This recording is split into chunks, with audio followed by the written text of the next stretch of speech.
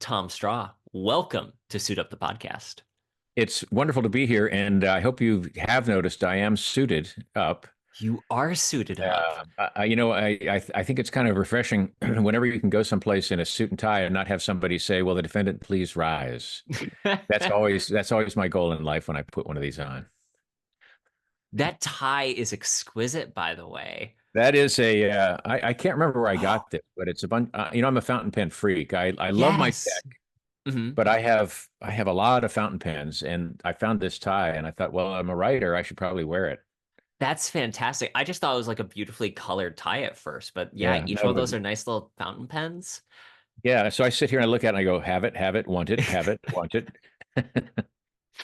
So When you go to parties and you're like Christmas gifts this year, like just point to which one subtly that's implant the right. idea. Yes. You Uh, say I, that as if I get invited to parties, but uh,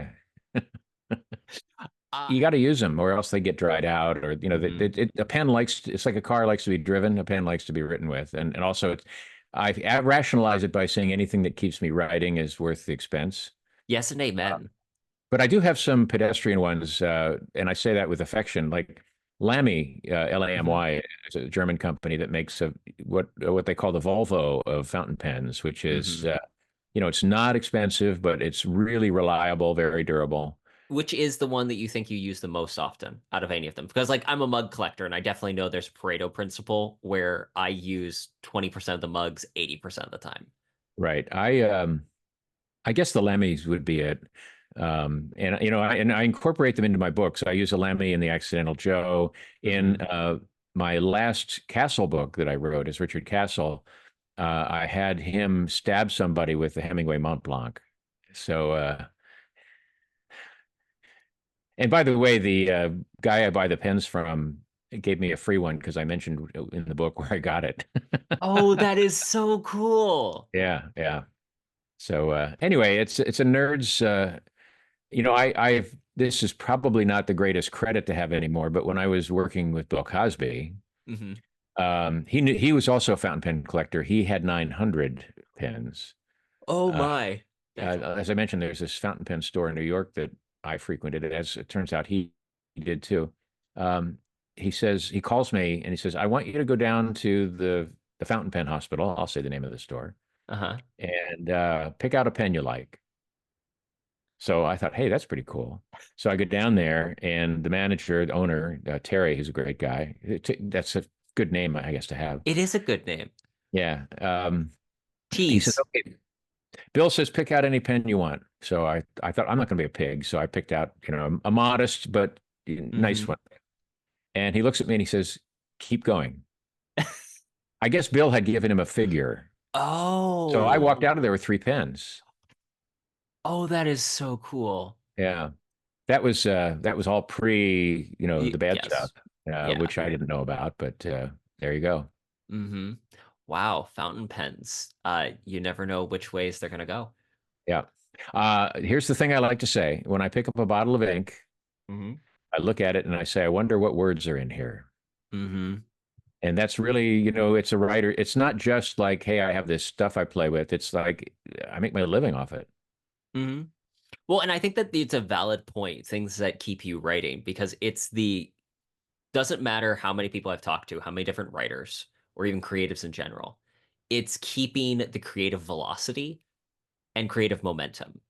because that's the hardest thing is to start, stop, stall. Well, I never have a problem writing. I won't say it comes easy to me. It's always hard, which is what it's about. But I never get blocked. I can always work my way out of it, and all those things you put yourself through.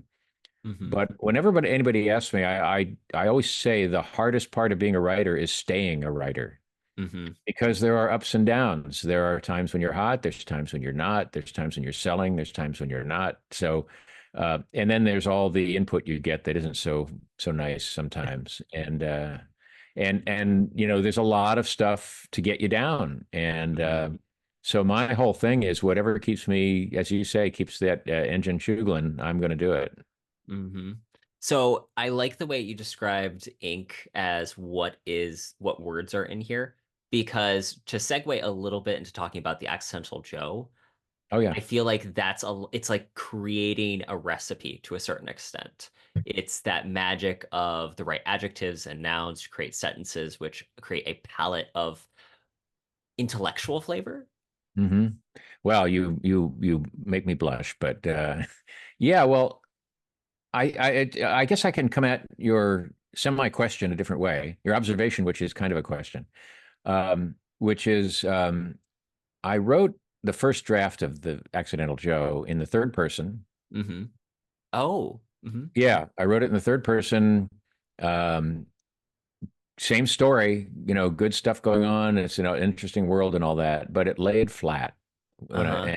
and so here is you talk about the hard work of writing, and some of it is just really having putting on your big boy pants, Hmm. which I have on, by the way, even though you can't see below the camera.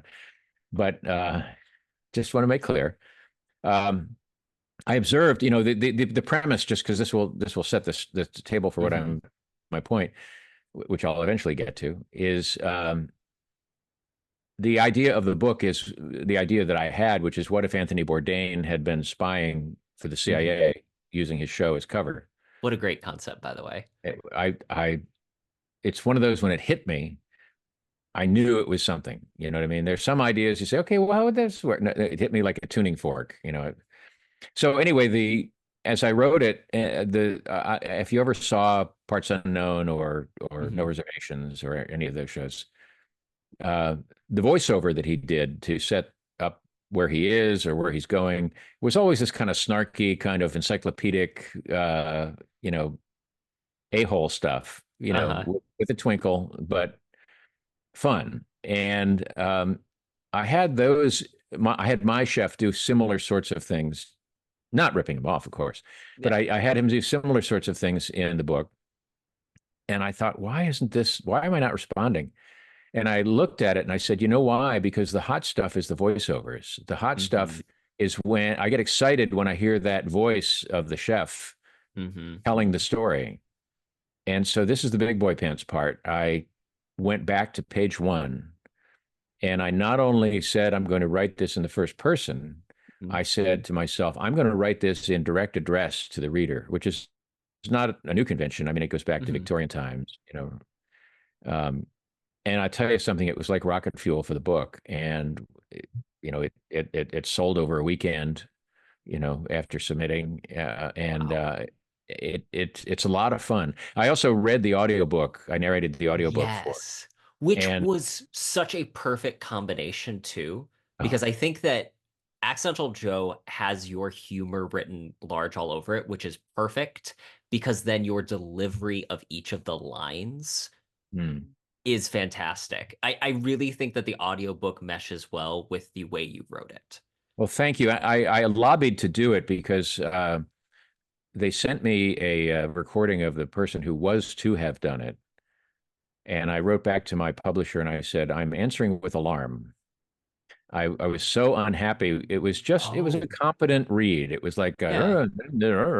it wasn't my book. It was a sample of the person's other work. And I don't denigrate him. He's a professional and does what he does. But what was important to me was what you're talking about. I wanted to make sure that the sort of swagger, the wise ass, the Hmm. personality of the narrator came through, not just the words.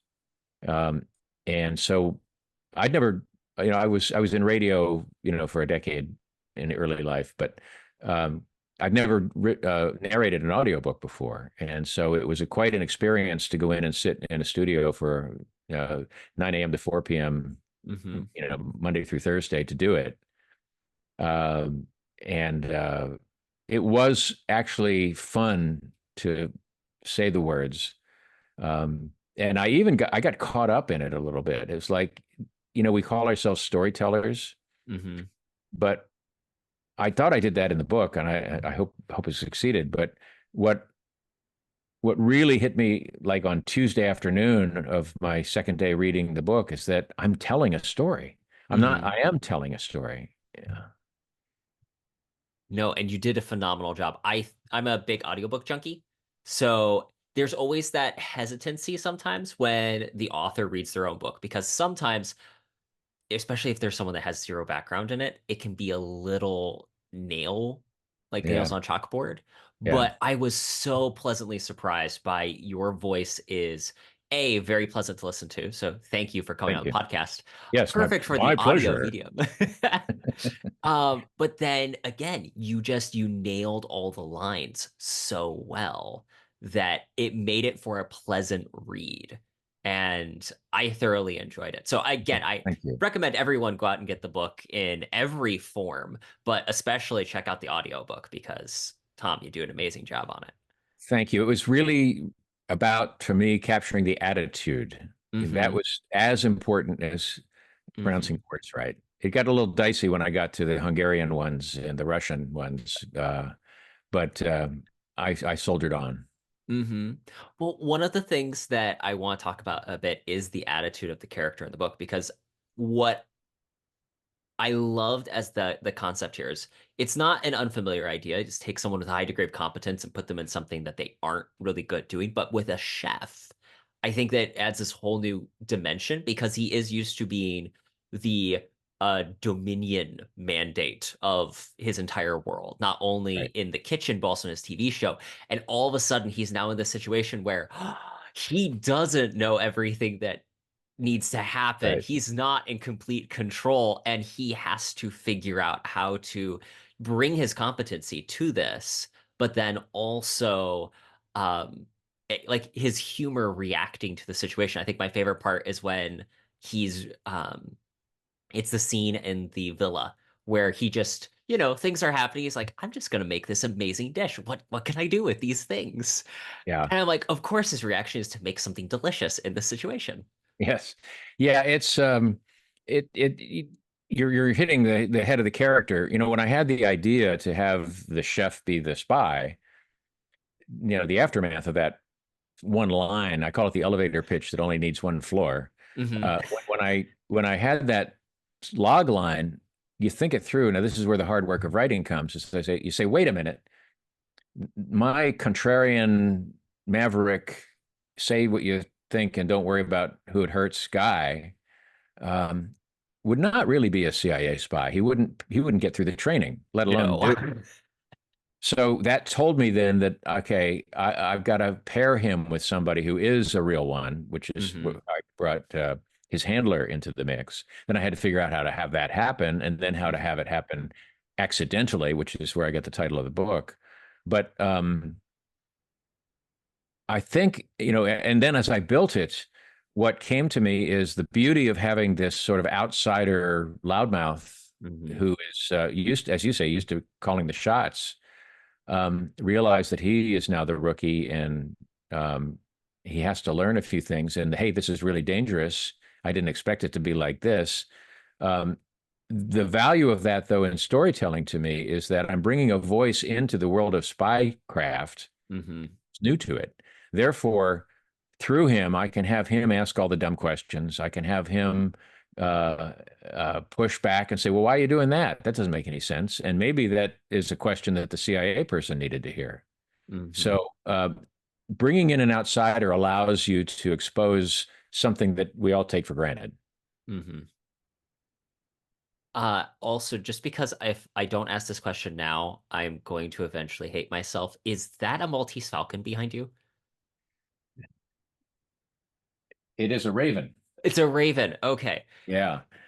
I had to look because I thought maybe something got in the room here when I was sleeping. Uh, but no, that's a raven light with a light bulb in its mouth. It was a Okay. gift. Yeah. It's So beautiful. yeah. I just saw Thanks. the head, and Yeah. naturally, as one does with mystery items, one thinks of Hammett. Yeah. Yeah. Of course. You can't not.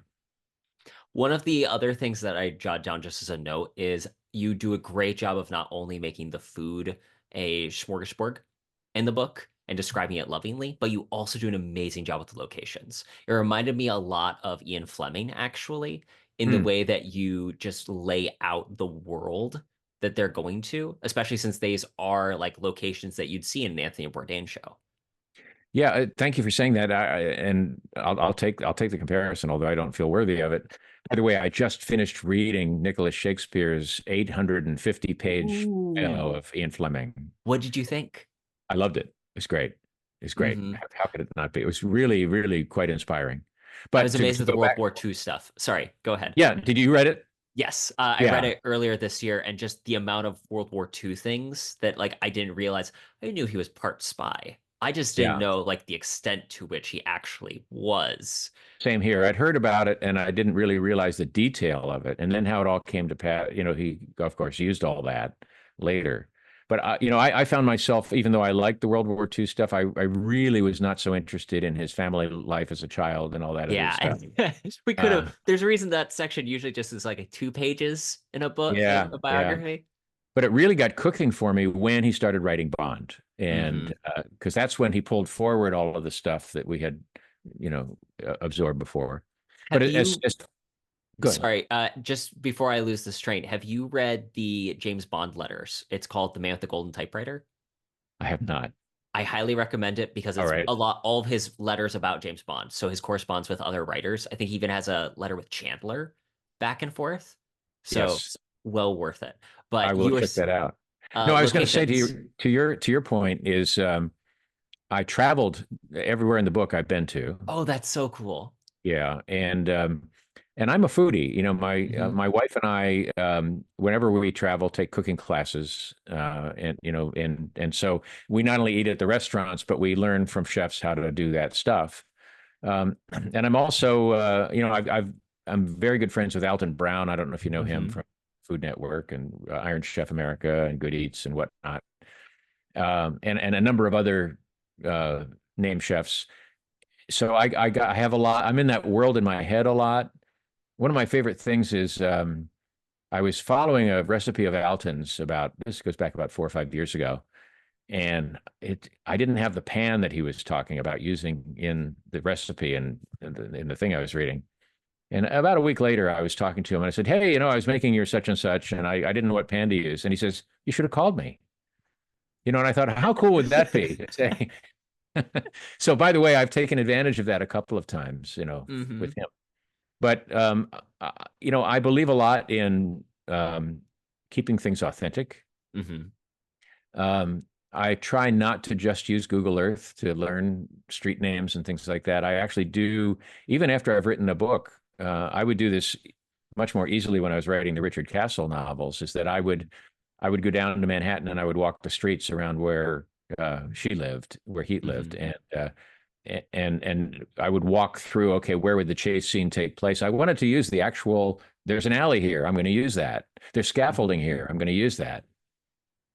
That's really neat. And it's a great way of being able to actually, again, make the world more real. I always enjoy when I read a book and can go, oh, I can find this location in this place when I visit Right. this spot.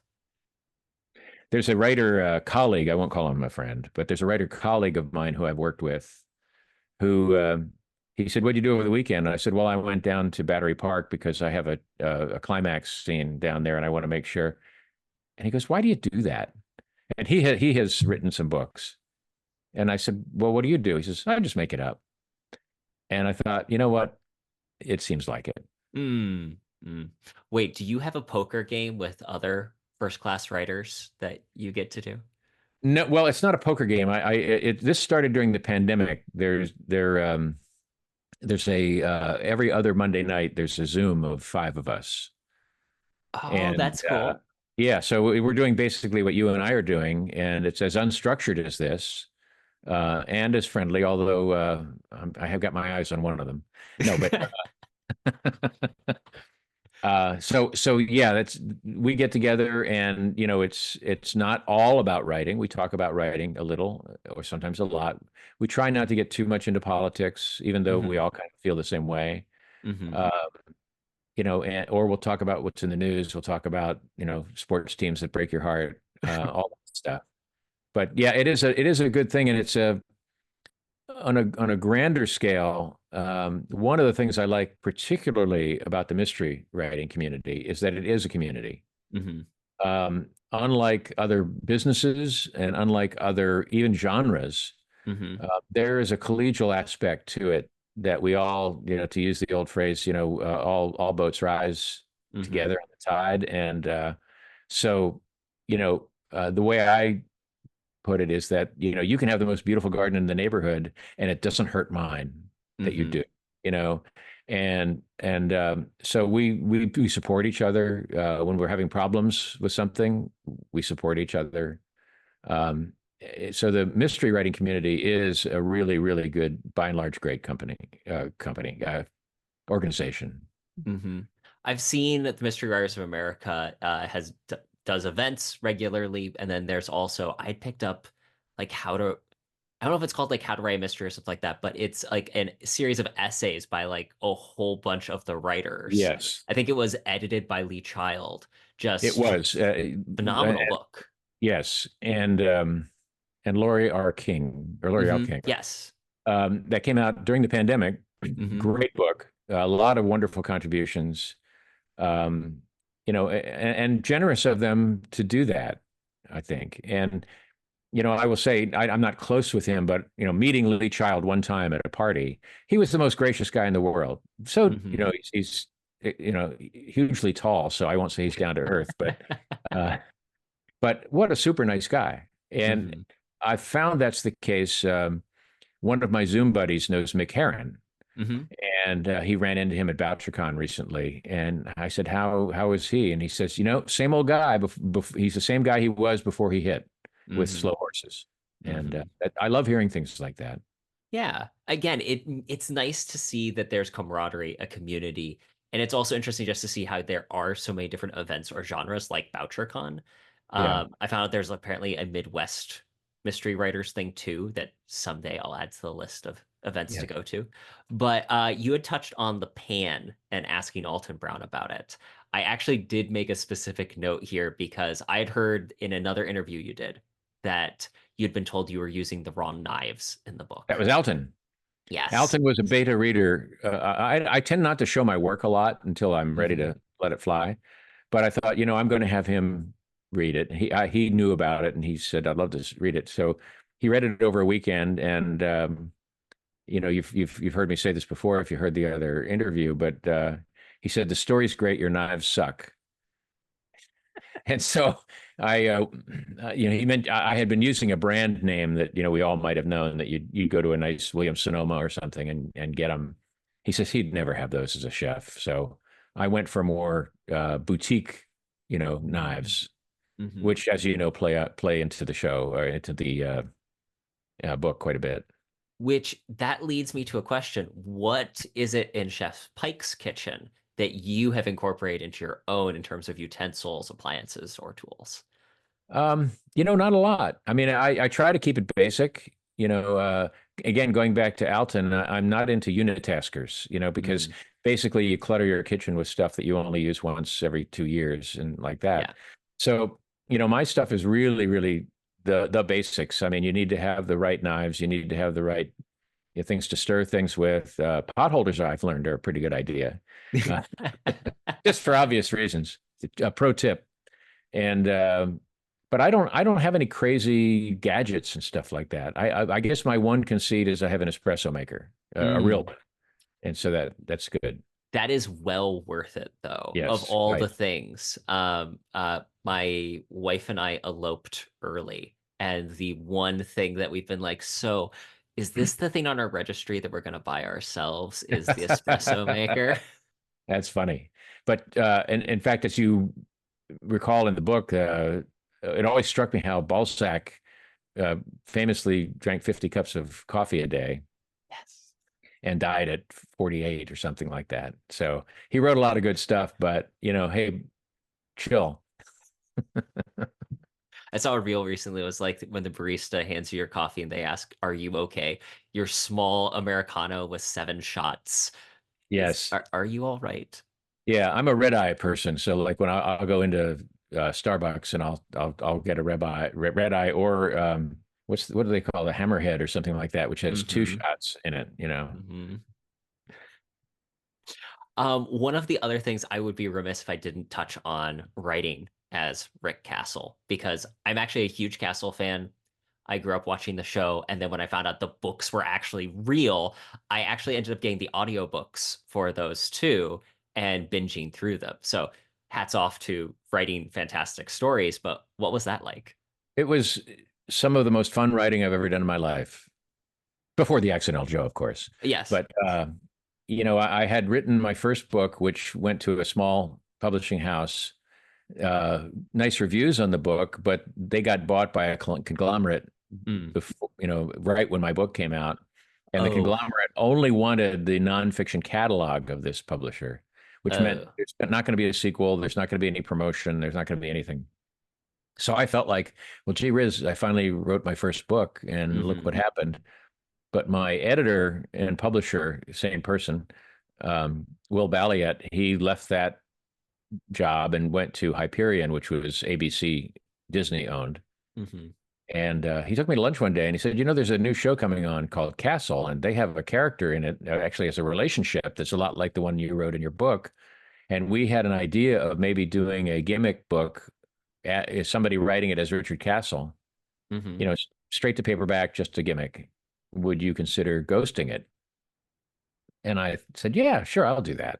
Because I liked Will, and the show had just come on, so I had seen like the first episode, and I thought it was good. Hmm. Um, that led to me meeting with Andrew Marlowe, the creator of Castle, out in LA. And anyway, so I ended up writing the first book, Heatwave. Here's the deal. The deal was they wanted to use it for promotional purposes mainly, Hmm. which meant part of my deal was they wanted me to post, or I would turn in the chapters and they would post them at ABC. They would online put 10 chapters counting down to the second season premiere of Castle, Hmm. which meant that I had to get writing really fast because this all happened in April and they needed them like in May. Oh. Yeah, always right. So, and I had a day job on the Late Late Show with Craig Ferguson at that time. So I would finish that job and get home at night and work right from 9 p.m. to 2 a.m. or 3 on my first Castle book. And as I describe it, it's like turning out those chapters because I'd write a chapter and send it in. I wouldn't like collect the book and then polish it. Hmm. And, you You were know, serializing. yeah, it was like Dickens in its own way. Yeah. But I couldn't sit back with a glass of wine and say, well, maybe I could make this, I describe it as like throwing mailbags off a train, because chapter goes out. And what was really weird is that the book, the 10 chapters had been online before I even finished the book. Hmm. So I was really boxed in. At the end, I painted myself in a corner. So I had to go Oh. back and repurpose. I couldn't Hmm. change it. So I Yeah. took some clues I had earlier and repurposed them so I could finish the book. But what came of that, though, is that when I turned in the fourth chapter, Gretchen Young, who was my editor at Hyperion then, she said, I have some good news for you that we've been reading your stuff and we want to make it a hardback and we want to put promotion behind it. We don't think this is a gimmick. We think it's a real book. That's awesome. Yeah. And so that led to contracts for more. I did 7 of them. One of them went to number 1. They were all Hmm. New York Times bestsellers. And I watched the show religiously with a pencil in hand. I didn't use their plots, but I would use like little winks, of things that would happen. Uh, I loved my relationship with Andrew Marlowe, the executive producer and creator of the show, and his wife, Terry Etta Miller. They had me on the show once in a cameo, which was fun. Non-speaking role, but I got to Uh-huh.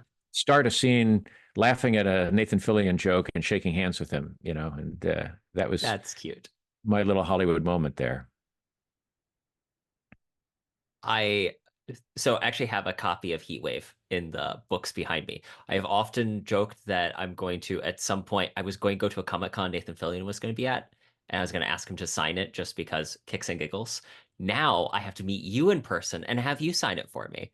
There you go. Don't send it to me because I'll keep it, but but yeah, I'd be happy to sign it. It was, I often tell people like they talk about the 10 rules of writing, from Elmore Leonard, which is Hmm. number 1 is never start a book with the weather. And I thought, well, here I wrote Heat Wave, and that's how the book starts, and Hmm. continues. So, so much for that. You know what? Every rule is there to be broken. Yes. I think that, oh, what was it? It was a Neil Gaiman quote, which was like, learn all the rules so then you can just break them with Yeah. delight. Yeah. And I think that that's part of the premise of all writing is at a certain point, it's knowing what the conventions are so you can subvert them. And I think that you've done a phenomenal job in that with The Accidental Joe, because it one of the things that I didn't mention earlier that I really like is the length is just the right length for a good book. It does not belabor the story. There Right. are sometimes I open up a book and it's like 400 pages. I'm like, oh dear goodness, why am I reading Yeah. this? And especially if Yeah. it's one for the podcast, I'm like, oh, I have committed to this. But your book is just the right length. I think Well, it's like thank you. 230, 40 some pages, which is just the right length to enjoy in a good afternoon. And because the book is sumptuous, literally, I'm picking that word specifically, it is something that you can just, it's a page turner. It's got a great line to it where you can just keep reading. And the humor to it is not that, you know how humor can sometimes feel pandering in a Yeah. book or a Oh, yeah. movie, especially TV shows these days or movies. It feels like everything needs to be that they watched Iron Man and when everything has to be Iron Man, Right. which when it doesn't ring true for the character just kind of falls flat. Yeah. My feeling about humor, and it is very difficult to integrate into what is a very thrilling story because there, as you know, there's a lot of grim, there's tortures, Mm-hmm. there's that in there, deaths, bloodletting, and whatnot. Things to do. Um, but what I go for is what feels natural. In other Mm-hmm. words, I never write a joke. Yeah. What I do is I put myself in the character's head and say, well, okay, what would his reaction to this be in real life if he's a wise ass? Mm-hmm. And sometimes that wise assery is not simply being a joker. It's like he's kind of making a point with this. Mm-hmm. The jesters, Mm-hmm. the jesters Yes. uh, are always the ones who would let the king know that hey, that ain't so cool. Mm-hmm. And I think that that's a big part of it. Never let it get in the way of what's happening. Mm-hmm. My maxim that I go with is to take the audiences or the viewers or the readers' breath away and then give them a place to catch it again. And sometimes the humor allows that. Mm-hmm. One of the other things I appreciated is that you set up a larger question for things in this book. And I do have to ask, does that mean that we have a sequel potentially in the works? There's a sequel potentially in the works. It's actually the first draft of the manuscript is complete. Congratulations. Yes, thank you. So we'll see what its fate is going to be. I should also mention I'm very fortunate. I got 3 offers from Hollywood on this book, on The Accidental Joe, Oh, and that's wonderful. yeah, so I took one of them. I thought, why not? Oh, Why say congrats. no? Yes. And I can't reveal the studio or my Mm-hmm. producing partner, but I will say that they are the studio is a big studio. Mm-hmm. Um, they do pay, I found out, and my producing partner is a uh, director and executive producer I respect very much, who currently has a very hot, very good spy series on one of the streamers. Okay. This is So very exciting. yeah, yeah. So we start. I don't know how, if you're going to give the date of this, but we actually start pitching on Wednesday. So there you go. Awesome. Yeah, Congratulations. thank you. So this is phenomenal. And because again, I think the format of how you've designed the book with Hangry Globe and all this, it has an extra meta level that then Mhm. turn into a movie, TV show, media is going to work so beautifully. Yeah, it could be a film. It will work great as an 8 or 10 episode streamer as well. Hmm. And It really look, will. I have a good time with it, but I'm also a businessman. Uh-huh. I've written for TV for so many years. When I wrote the book, you talk about the pace and all that. Hmm. I You, structured it and yeah. edited it down so that it wasn't too long. We didn't stay Hmm. too long at the fair.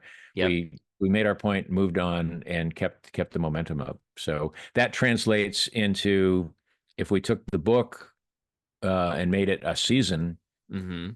there are the natural breaks where you There would end are the natural breaks. an episode. That's really, I didn't pick up on that when I first read it, but you are 100% right. There is beautiful natural progression where this can turn into a television show perfectly. And one other comment I want to make on Accidental Joe before it just Yeah. slips out of my mind, because the ADHD is thriving on the caffeine. Axel Joe has an amazing cover. How much input were you able to give in the design? And like, was this, do you ever start with in your head, this is kind of what I want to look like? It came about accidentally, actually. Um, my publisher called me and she said, I feel bad. And I said, why? She said, well, our cover department, our graphics people haven't come up with anything that I even want to show you because it isn't up to par. And so I said, okay, well, let's brainstorm. What will we do? And so what I did is I sort of applied a little bit of logic to it. Hmm. When people buy books online, they're basically looking at a postage stamp of the Yeah. cover. It's not, so you can't be too complex. Hmm. And the other thing is, everything you do, even if it's just the cover, you need to tell a story. You need to Hmm. know what it's about. So I said, well, what do we have? We have a chef, and he's a spy, and there's a lot of like danger in there, and yet there's kind of a wink of funny. So I said, what if we had a cover that was blank, and what we have then is cook's tools. We have a spoon, we have a whisk, we have a spatula, and then we have a knife, which is hanging on the rack with it, but the knife is dripping blood. Hmm. And she said, I'm going to have them mock that up and send it. And they sent it like 3 days later, and there you have it. It's fantastic. Oh, and I also like that it has like it very much feels like the Charade, the film with Cary Grant and Audrey Hepburn. Oh, yeah. Though Yeah. that kind of like stylistic 60s spy thriller-ish, Hitchcockian, Yeah. that's what it looks like. And it tells you immediately what you're in for. What I also like is it's not the same generic thing that we get on 90% of book covers that are spy adjacent, or it's not like the profile of someone like from the side. It's not, Or running through crosshairs, yes. yeah. Yeah. And I apologize to any author who has a book of somebody running through crosshairs, but I needed to be different. And really, that was a desperation pitch on my account. My account. But it worked out. Mhm. It makes it very my at that point we were fiance. We were walking through Barnes and Noble, and this was just as we were kind of starting to talk about scheduling this. And I saw a copy of Accidental Joe sitting there. I'm like, I turned to her. I'm like, I can't wait to talk to him because look at this. And I just held up the book. I'm like, the cover is so beautiful. She's like, yeah, nerd, move on. Like Let's go. that's the danger of Barnes and Noble. It's trying to sneak in and out. I know. Yes, it's true. It's like a Yeah. spy mission, really. That's quite right. And thank goodness the Barnes and Nobles are bouncing back. Oh Uh, yes. I'm glad for that. Indie booksellers too. I did a lot of Hmm. my tour was at indie stores, and I love them. But I got sad when I was noticing that the Barnes and Nobles were either rolling up or just kind of going to seed, and they're really on a resurgence. So that's anything that gets people in a bookstore, I'm all for, even if it's not Hmm. for my book.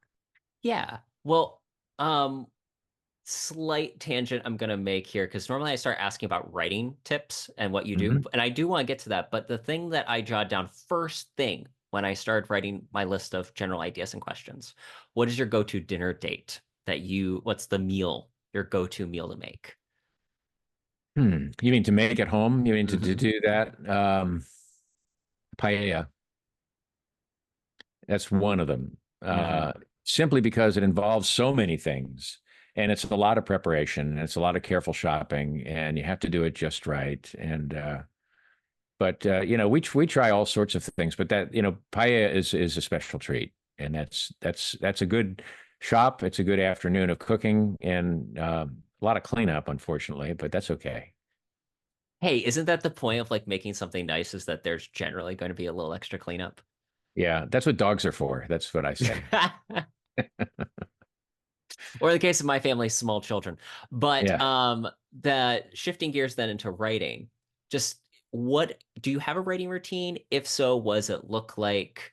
You said the main point earlier is to keep writing. Do you have any specific strategies that you employ to make sure that you're putting that consistency in? I'm one of those odd people who loves to write. And so for me, God it's bless you. try not to write too much is really my go-to. But I think a lot of it, and this isn't any really magic. I try to keep to a routine because a Hmm. routine, it's like muscle sense memory. Hmm. Uh, the great Picasso quote is inspiration comes, but you have to be working Hmm. when it arrives. And so I really do try to structure my day. I'm a runner, so I'll try to do a run in the morning most mornings, Hmm. which by the way is where I got the idea for the Accidental Joe. I was on a run. Oh, okay. So Uh, I've heard a couple of people talk about this before. Just I'm not sure if you're familiar with Ryan Holiday. He writes books on Stoicism, so yeah. mostly nonfiction, but he's a big advocate for running and walking as a practice for every writer Hmm. because it gives you that mental space. Yeah, I think I would borrow from other people who've said that what you want is a right brain left brain separation. Hmm. And we're so busy using the logical side and the grinding at it side that whether it's running or swimming or sailing or hiking or whatever it is, skydiving, you need something, painting, something that kind of releases you from the focus that's over focused and lets your Hmm. subconscious just kind of be free and things float. I mean, sometimes especially when I'm on deadline, I'll say to myself, I don't know if I can fit in the run today, but I'll say, no, I'll go. And then I'll get while I'm running, unbidden coming into my head will be the solution I've been trying to work out for 2 days. Hmm. And I think the lesson is that it's all writing. Hmm. And therefore it's all right. But I just made that up. But I think that that's a very important thing is to be able to have the discipline to be productive. Hmm. They don't write themselves. Those words aren't going to come out of the ink bottle on their own, right? So you have to do that, but at the same time, you have to recognize that your downtime is also useful. I think it was in his on writing book, Stephen King said about your subconscious that sometimes you need to let the boys in the basement do some work.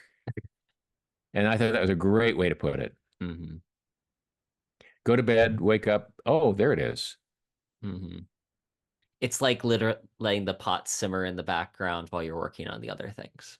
Exactly right. And that's why I always keep something to write on nearby. I didn't have it on that run that I thought of this idea, but I kept saying to myself, "Don't forget, don't forget, don't forget, don't forget." This has been a delightful conversation. Where can people go to learn more about you and your work? School. No. Okay, wait. I do want the Tom Straw like literary class. I think that that would be a blast. Well, it wouldn't be classy, that's for sure. I have a website, tomstraw.com. That would be a good place to start, and it's got all the little tabs that you can go to that you kind of have to put up there. Hmm. And so that would be a good jumping off spot. But Hmm. back at you, Terrence. I've enjoyed this very, very much. Well, thank you. It's I've seen your suit up, and I thought, well, you know what? I got to class up my act a little bit here and wear the tie. And so here we are on a. Can I say it's a Saturday and A a beautiful Saturday. beautiful Saturday fall morning, and I'm wearing a suit and tie. Hmm. In Connecticut, no less. My goodness, like you're living the dream. It is. It is the. I want to be the Connecticut gentleman writer. That was always my aspiration when I was in LA writing TV, and here I am. An inspiration to us all. Tom, I will link Thank your you. website, your socials, and the Accidental Joe in the show notes. I also did see the Mysterious Bookshop has signed copies. I'll link that also. Okay, great. It was a real pleasure to meet you, and I'm very, very happy to have this conversation. It was a lot of fun. Thank you.